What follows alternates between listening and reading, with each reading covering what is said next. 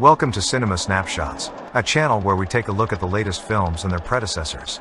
We'll give you an in-depth look at what's new in the world of film and discuss the key elements of the films, from plot synopsis to the most memorable moments. Please don't forget to hit the like button and subscribe.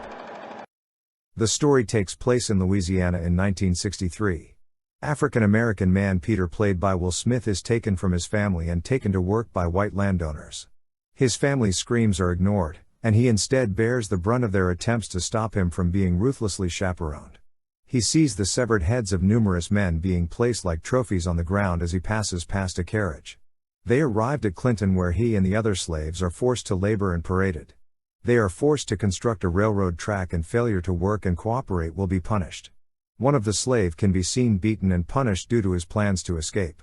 In the captivity camp, Peter is questioned by the same punished man on the existence of God and where is the Almighty when they are being held and punished for crimes and situations that they did not commit. Peter speaks up for them while the white guys abuse their dominance to mistreat them. Fassel, Ben Foster, a white slave owner, abuses him like a dog and forces him to beg for food after noticing his free spirit. Fassel then casually holding his aggressive dogs and letting it smell and capture Peter's scent and warned Peter not to do anything stupid and run away from Clinton town. Peter first hears of Baton Rouge, where slaves had been set free from the arduous labor they had been doing for their white masters. He meets with two of his colleagues from the plantation while contemplating his own escape.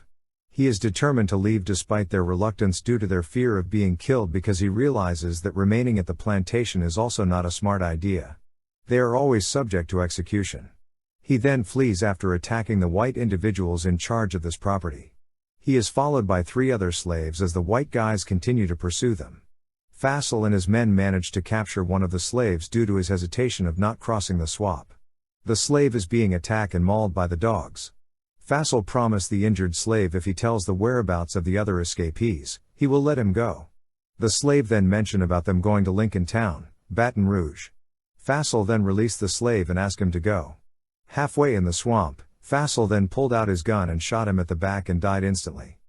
The other three slave runner decided that it is the best to split and move in different directions so that it will make the white men harder to track them.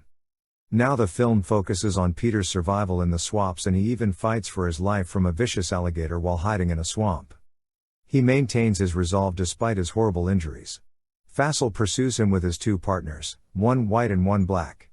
Fassel wonders how Peter discovered that slaves could be liberated given that ignorance among black people was valued more highly by white people. Peter, however, keeps moving forward and away from the white males who are adamantly hostile to him.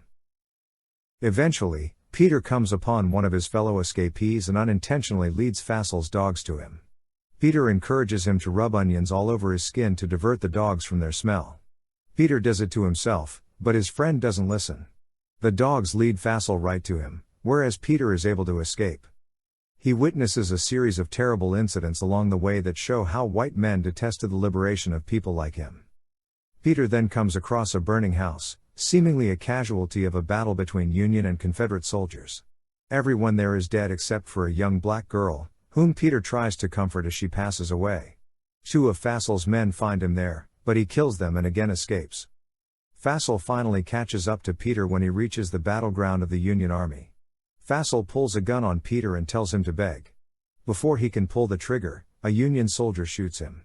He falls forward onto Peter and dies. Peter is brought to their tent where his wounds are attended to. Peter enlists in the United Army following all of these hardships. He has the opportunity to serve his country and come home as a soldier. During his stay inside the camp, Peter was introduced to two medical doctors.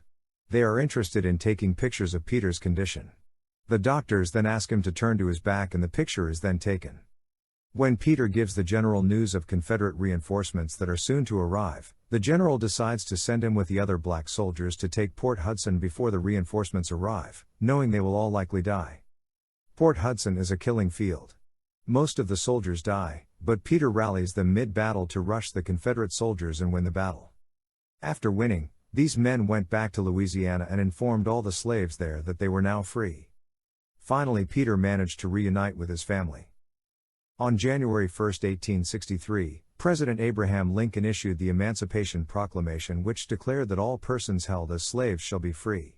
The film ended with a similar photo image of a man showing his back full with scars due to the punishment that he has to endure as a slave, and nearly 4 million enslaved people in America were recognized and declared as a free person. Thank you for watching Cinema Snapshots. Subscribe to more videos like this, turn on notifications and leave a like to help this channel out.